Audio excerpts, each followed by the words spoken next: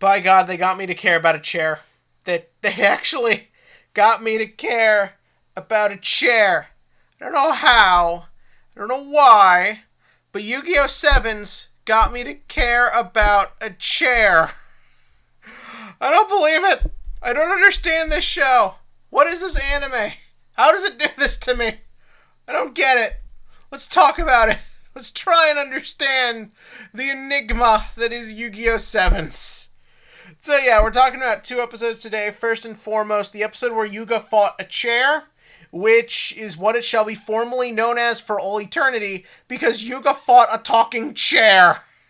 And it's very funny, even if I don't have a ton to really dissect or go into. Essentially, the gimmick is Nail's chair is a sentient massage chair that keeps Nail relaxed and calm so he can focus on doing smart people stuff.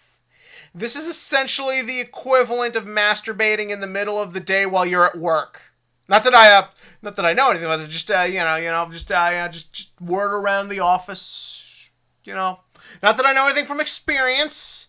I can totally explain why I had those Google searches saved on my phone. Anyway, so the chair decides he will be the next opponent because it's not Nail's problem, and Yuga and Kaizo are beneath them, and so he goes and he puts 4 massage chairs outside of Yuga's backyard park, wherever the fuck the Yuga's weird workshop is.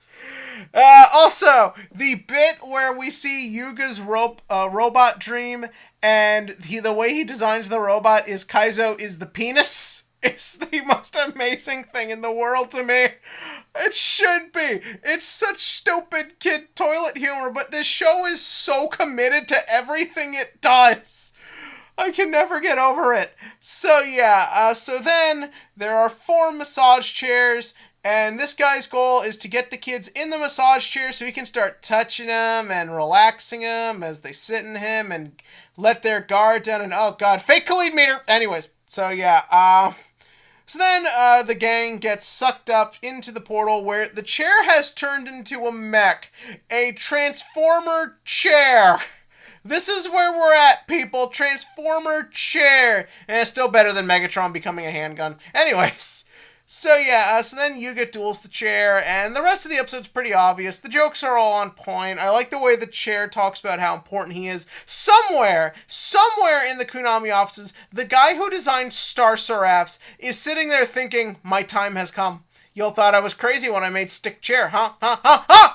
So anyways, Yuga beats the chair, and there's this weird thing where as the duel goes, the chair starts malfunctioning, which I thought was going to come into play, but it kind of doesn't, unless it will later. But essentially at the end of the episode, Yuga says that Kaizo will now be the anus of the big robot. I don't know if that's an improvement.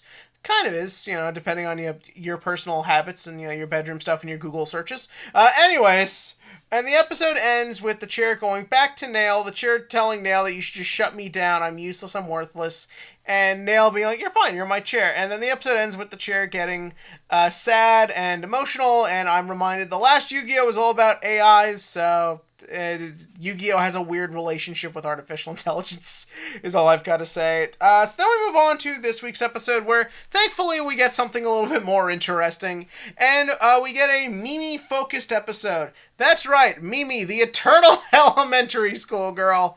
I don't know if I've really talked about this character in the past, but I really like this character. She's so funny and weird and strange and weirdly well developed. Like, yeah, you really think about it, she's had a very concrete arc. When she shows up initially, she kind of just cares about climbing the corporate ladder and getting to a good position. Like, as far as I can tell, she does not care about Goha's ideology or anything. She's just in it for her. And it's kind of this neat little subversion of what you expect from Goha, because instead of Goha, I don't know how you pronounce it. Instead of the bad guys being this sort of like serious dark organization, our first real introduction to them is through the perspective of just like this chick who just like wants a corner office. And it's kind of funny. And so from there, she of course meets up with Yuga and the crew, and she's a spy, and it's kind of generic, but again, like everything else in the show, the actress is very very funny. The animation is always clever with her. You learn she's got a son, which is a detail you never get in this kind of show. Like, yeah, she's a mom, and the kid has a personality, sort of, and drama of his own, and how that affects her, and how that effect kind of goes around with everybody. It's actually very well handled, so when you see it kind of come to sort of a head in this episode, I'm sort of weirdly into it. So yeah, in this episode we find out that that her kid, who sometimes looks older than Yuka and the rest of the crew, but I think it's supposed to be like 7, this kid is sort of like dealing with, he's got to do the classic essay trope of what do you want to be when you grow up, and he doesn't have a dream, and the mom Mimi hasn't really noticed because she's constantly working. She's busy with Yuga, she's busy with Goha, and the episode is kind of this just little self-contained story of just a mom who's trying to realize what she's got to do for her kid. I really like the little scene where she's just where you just sort of show what her life is like, having to be apparently a single parent and do all the mom stuff, but also has to deal with crap at work, and plus she's got to spy on Yuga, and just kind of how that puts a bit of a strain on her and her kid's relationship, and it's just about that. There's no bigger world at play here. It is literally one of our major characters is a mom, and she has to deal with mom problems. And I kind of dig that. And also the duel is a lot of fun. Her deck is so fucking funny. Like, just Diane Keto is now this, like, hot 80s disco chick, and it's great. And also, his deck is also pretty funny, like Mad Max, furry, crazy shit. Like, that's a lot of fun. The duel's a lot of fun.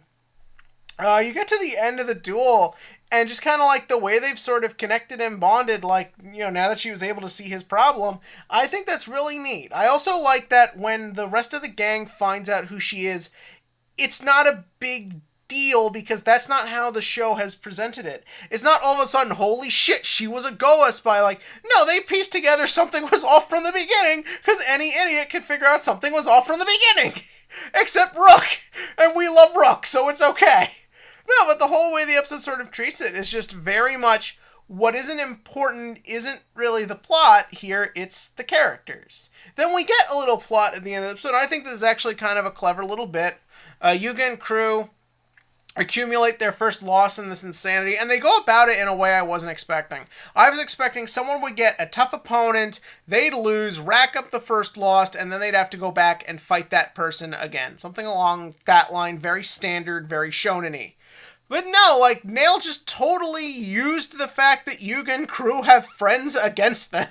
That's actually a neat little bit, and I kind of like that. It sort of also makes Nail seem more intelligent and nefarious. He's not just going by standard tournament logic. It's, no, he's probably got 1,000 tricks up his sleeve, and he's going to use every single dirty one he can think of against our heroes. I also think it's interesting it affects everybody, like all the friends they've made along the way, like, yeah, showing that it affects Roa, keep the rival in the plot, no shit, but showing it affects the ninja kid, it affects the school newspaper kid, it affects everybody, and seeing that next episode will feature Ninja Kid coming back for a duel is actually really funny. And also, it's kind of a neat little thing because it means that anything can happen. Any reoccurring character can at any point come back for a duel. And that's sort of a neat idea. It means that you never really know who's going to be in the next match. And I think that's a really cool idea. And that's kind of how I sum up these 2 episodes. A lot of good work put into them. A lot of really laugh out loud funny moments. And some good character moments in ways you don't really expect. And that's Yu-Gi-Oh! 7s for you. But what did you think? In the comment section below, give me your thoughts on these 2 episodes. Are you excited for the next episode? All that good jazz. And as for the TCG question of the week. Now, a little bit before this, Hita was confirmed of being a Starfoil rare, or whatever they're calling it, I forget, in the next booster set, the one with all the Phantom Knight shit. So, my question to you, let's have a little fun. If you could pick any waifu card in the game who has never received any attention, like most of the Charmer cards, or Summon Sorceress, or fuck, Isolde, or heck, maybe you got a thing for Diane Keto Chumley style. Any card you'd like that's a waifu that you would like to get some more attention, because let's be real here, Dark Magician Girl, like, yeah, she's cute, she doesn't deserve all this shit, you know it's true.